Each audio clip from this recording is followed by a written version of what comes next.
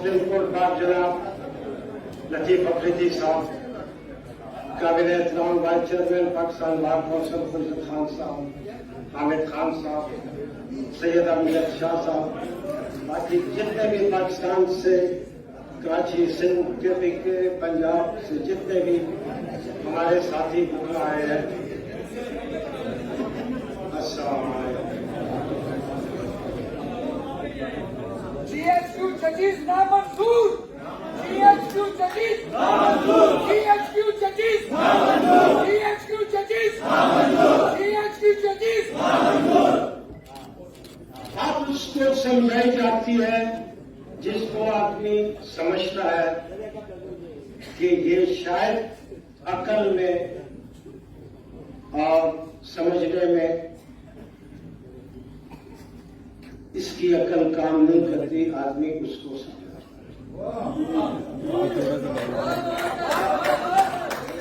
मगर यहाँ पे मामला बिल्कुल उलट है, बिल्कुल उलट है। जो आली मर्तबत बने बैठे हैं, इज्जत माफ बने बैठे हैं, ऑनरेबल बने बैठे हैं, जो इस मुल्क में अपने तय सेल्फ स्पोर्ट्स उसमें पाकिस्तान के अवाम को इंसाफ देने के लिए बैठे हैं, जो कि करते नहीं इंसाफ कोई। उनको कितना अरसा हुआ हम समझाने के लिए कराची गए, आज इस्लामाबाद में है और अब पेशावर की बारी है।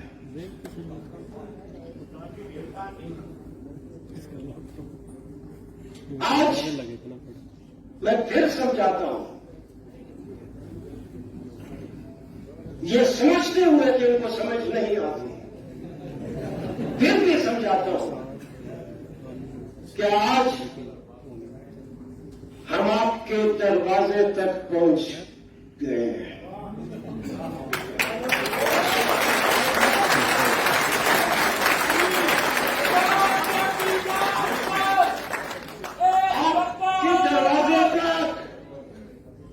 आपके दरवाजे तक हम पहुंच गए हैं।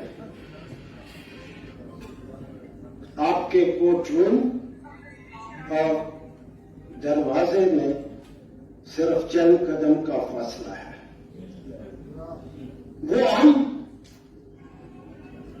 अपनी मर्जी से, अपनी मंशा से और वकला और अदालतों के एहतराम की वजह से वो चंद कदम हमने क्रॉस नहीं किए। मगर कब तक?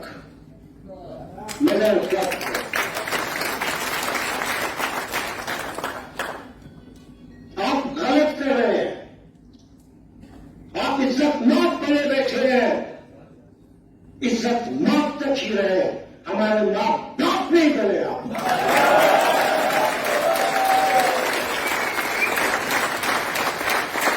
हम आपका दिया हुआ नहीं खाते, हम आपको एहतराम देते हैं। ये एहतराम था क्या हम चंद कदम क्रॉस करके आपके कोर्टरूम तक नहीं पहुंचे। हमारी सोच देखे, हमारा वकार देखे, हमारा सोचने का अंदाज देखे। हमको कौन माई तलाब में चंद कदम क्रॉस कर रहे हैं। और आप अपनी शान देखें, अपना वकार देखें, अपनी सोच देखें। क्या आपको मालूम था कि आज ताकि कोर्ट में, सुप्रीम कोर्ट में कोई वकील किसी भी सूरत में पेश नहीं होगा। आप अपनी शान के बरखिलाफ अपने वकार को रोकते हुए आज आपने केसेस कायल की और जो लायर पेश नहीं हुआ, वकील पेश नहीं हुआ, आपने उनके ऊपर कास्ट इम्पोज किया। ये आपकी और हमारी सोच में फर्क है। ये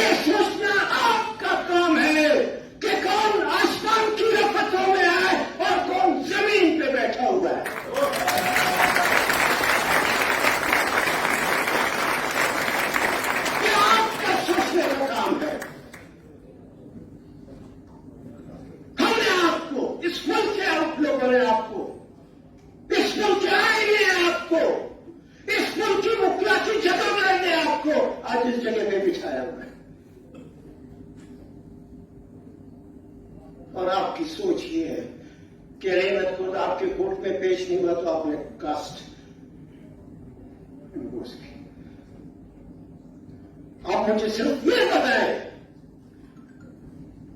वो तो सारे आगे शीट हम निकाल के भी देख लेते हैं, अभी आप भी भिजवा के देख लेते हैं। जितने भी आपने कास्ट आज वकील के जिम्मे लगाए हैं, सिर्फ हमें ये इतला दें कि वो सारी कास्ट जमा करके आपके घर पहुंच जाए या किसी और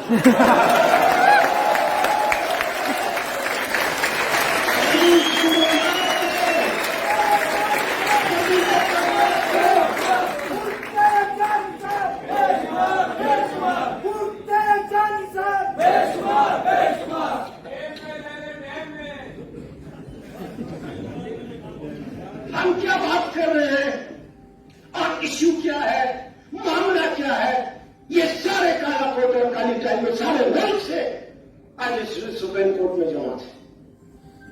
मामला और इश्यू जितना संजीदा है, जितना सीरियस है, उतना आपका अमल, आपका रद्द अमल बहुत छोटापन जाहिर करता है। मत करें, मैंने कहा है, कराची में मैंने कहा है, मत छेड़े हमको, मत छेड़े आपको। मगर आपका रवैया यह है कि आप खुद चाहते हैं, आप खुद चाहते हैं क्या बैल मुझे मार।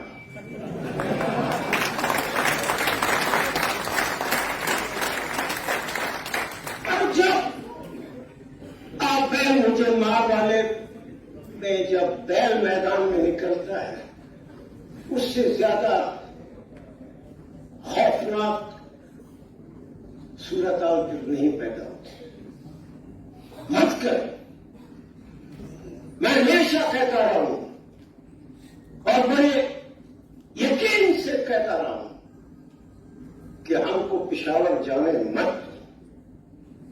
ये मैं लाइव मूवमेंट में भी मैंने कहा था, पिशावर पठानों का देश है।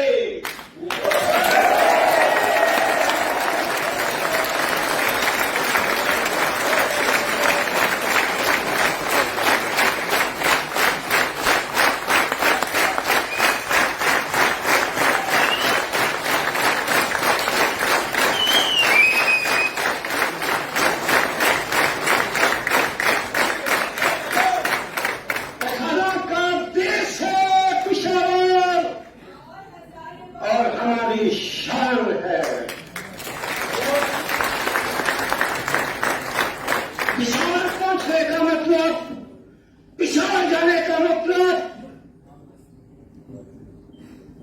इसका मतलब अब फिर मामला आमने और सामने का है, फिर आप है और हम है।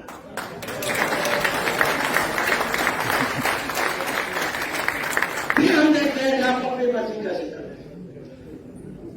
करें, समझाने की मैं बात आपको समझाता हूं। पिशावर बहुत खतरनाक इलाका है।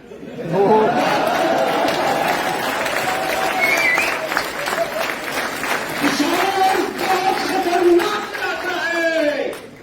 वहां जब पिशावर मुखला गए, वहां के बाद जब पिशावर से मुखला निकलेंगे तो फिर ये मुखला का ये हाल होगा।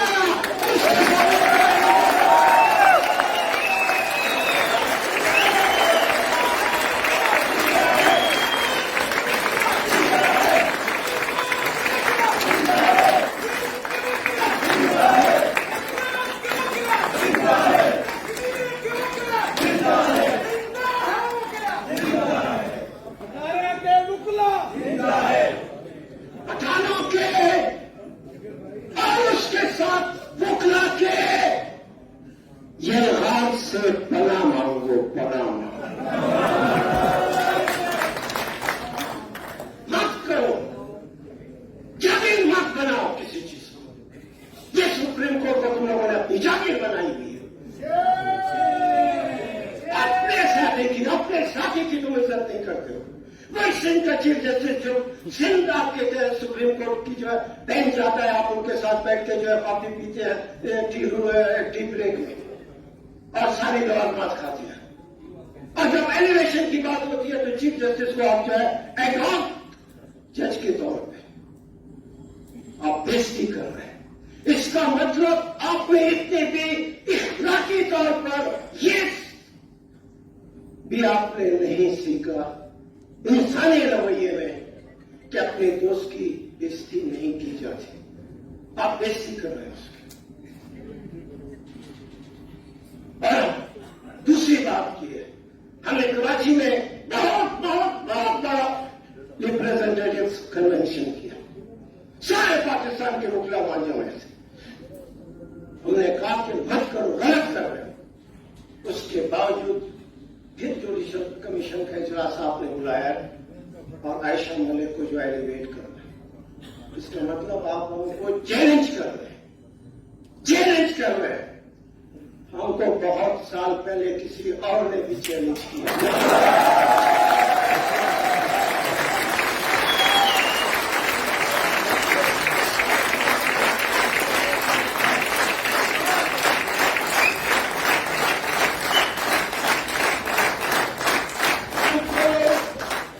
बहुत साल पहले किसी और ने भी चैलेंज किया था और दुनिया ने देख लिया।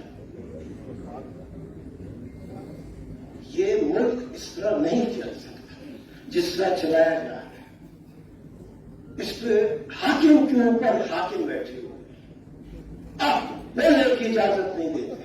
मैं खुद देखता हूं, लोग हैं, गरीब लोग हैं, इस मुल्क के गरीब किसान मजदूर लोग हैं, स्टूडेंट्स हैं, हम खौफ देखते हैं और उस खौफ के लिए इजहार चाहते हैं। हम अपनी खौफ लोगों के सामने पेश करेंगे तो तब एक मजबूरी तौर पर इस मुल्क में कंसेंसस पैदा होगा, एक शऊर पैदा होगा और लोगों के खौफ पूरे होंगे। आपने इस मुल्क के एक एक चैनल के ऊपर, एक एक प्रेस के ऊपर आपने अपने आदमी बिछाए हुए हैं, बिछाए हुए हैं। ये खबर चलेगी, ये खबर नशर होगी, ये नहीं होगी। ये खतरनाक खेल है। 22 करोड़ आवाम को ख्वाब देखने से और 22 करोड़ आवाम की नुमाइंदगी करने से लोगों को आप नहीं रोक सकते। हमको ये पाबंदियां उठानी पड़ेगी। ये साथियों को जो आज आजादी, थोड़ी बहुत आजादी है, ये किसी ने उनको सोने के प्लेट में लाकर नहीं दी है। ये उनकी जदोजहद से हुई है। आज इस मुल्क में जितनी जमहूरियत है, आज इस मुल्क में जितनी लूली लूली लंगड़ी आफरिया है, ये आपके फैसलों की वजह से नहीं है, ये मुखला की जदोजहद की वजह से।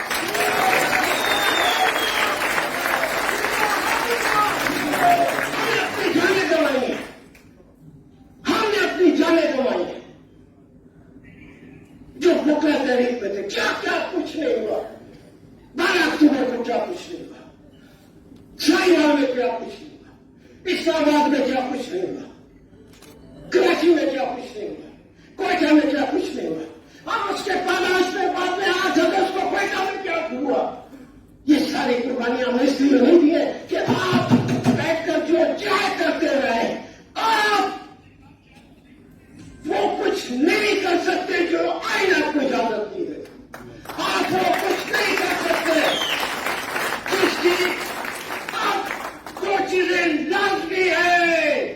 आप वो कुछ नहीं कर सकते जिसकी आइन इजाजत नहीं दे सकता, और आप वो कुछ नहीं कर सकते जिसकी मुकरा आपको इजाजत नहीं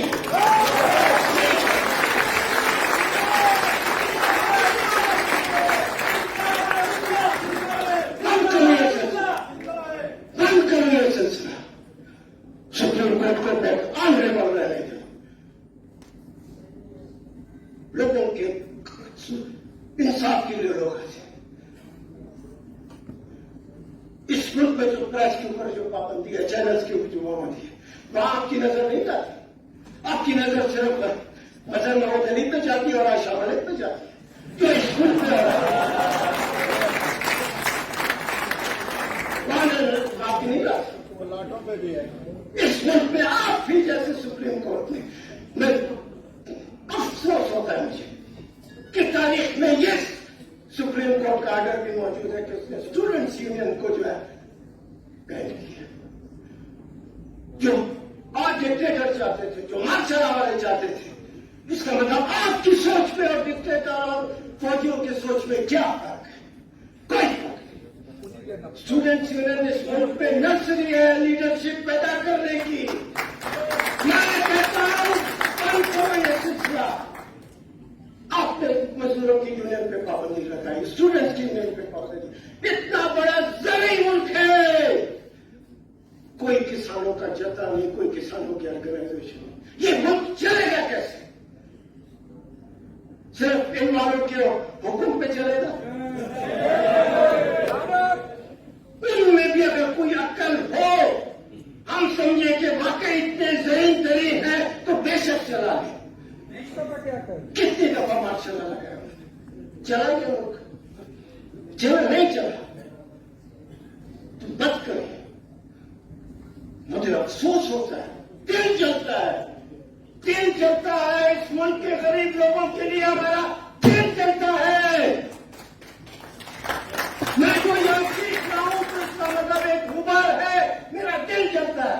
हालांकि मेरे घर में रात के लिए रोटी है, मेरे बच्चों के लिए रोटी है, मेरे पहनने के लिए कपड़े हैं, मेरे घर में मेरे सब सोने के लिए छत है। मगर जिन लोगों की आपने रिटायरमेंट के आखिरी दिन चंद घंटे पहले जो आपने जजमेंट दिया, 16-17 हजार खानदानों के घर से, उनके बच्चों से आपने रोटी छीन के जो है, ये इंसाफ है। इसका मतलब आप इंसाफ के लिए नहीं बैठे हैं, आप जुल्म के लिए बैठे हैं। जब आप जुल्म के लिए बैठे हैं, जब आप लोगों के घरों से और उनके बच्चों से रोटी का लुक़्मा छीन रहे हैं, तो आप में और जागीरदार में क्या फर्क है? फिर आप में, चौधरी में, खान में, सरदार में, वजीरे में क्या फर्क है? जब आप वजीरे हो गए तो हमने वजीरे को बन गए।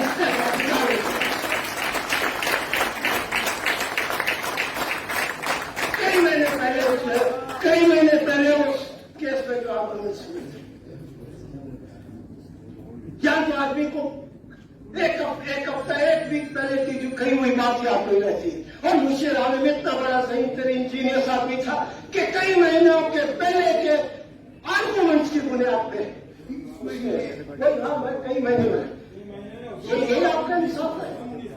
और ये बड़ा मोतबर बन के आपके पास बैठा हुआ था।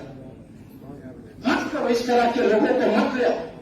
लोगों ने फतवाएं दी हैं, मेरे सामने लोगों ने ऐसे हाथ जोड़ कर रोते हुए कहा, फतवाएं दी है। तो फतवाएं सिर्फ मुशीर आलम के लिए नहीं है, सारी की सारी सुप्रीम कोर्ट के लिए। और ये लोगों की फतवा है, ये लोगों की फतवा है कि हम आज यहां बैठकर आपको चैलेंज कर रहे हैं।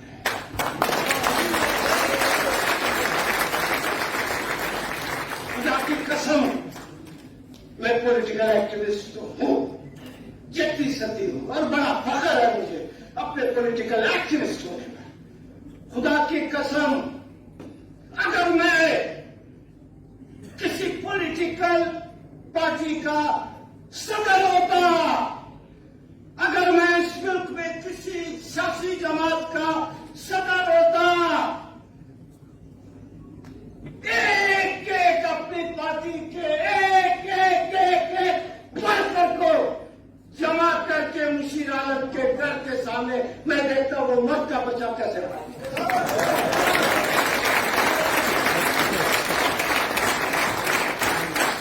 मैं देखता हूं वो मत का बचाव फिर कराची में बैठ कैसे नहीं करते। तुमने लोगों को सजाएं दी है, वो लोग तुमको अपने घरों में बंद कर। हमारे दिल में इंसान कोई खुदा खौफी नहीं है। उस मनसब पे बैठे हो जो अल्लाह ताला खुद रोज़े महशर जो है उस मनसब को वो करेगा।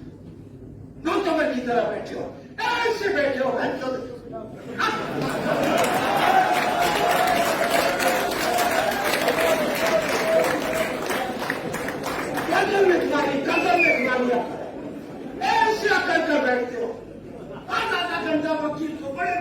सीनियर वकील को, बड़े बड़े काबिल तरीन वकील को आधा घंटा सबमिशन पेश करते हुए, मगर आपके गर्दन में जो राग है उसमें फर्क नहीं होता। आप पीछे बैठे हो, आप हमसे ज्यादा देंगे।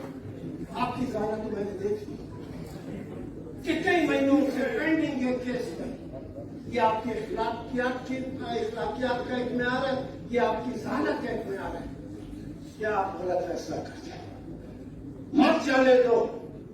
अब थोड़ा फैसला हो गया पिशावर का। बहुत खतरनाक इलाका है पिशावर का।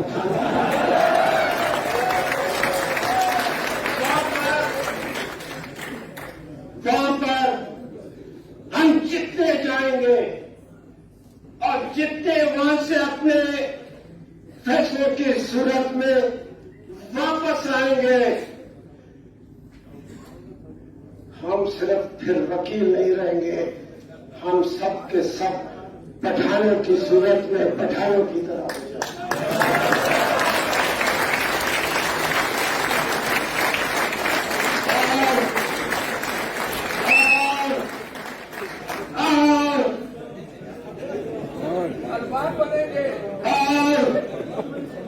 पठान एक कैफियत का नाम है, जिसके सामने कोई मर्द का बच्चा नहीं ठहर सकता।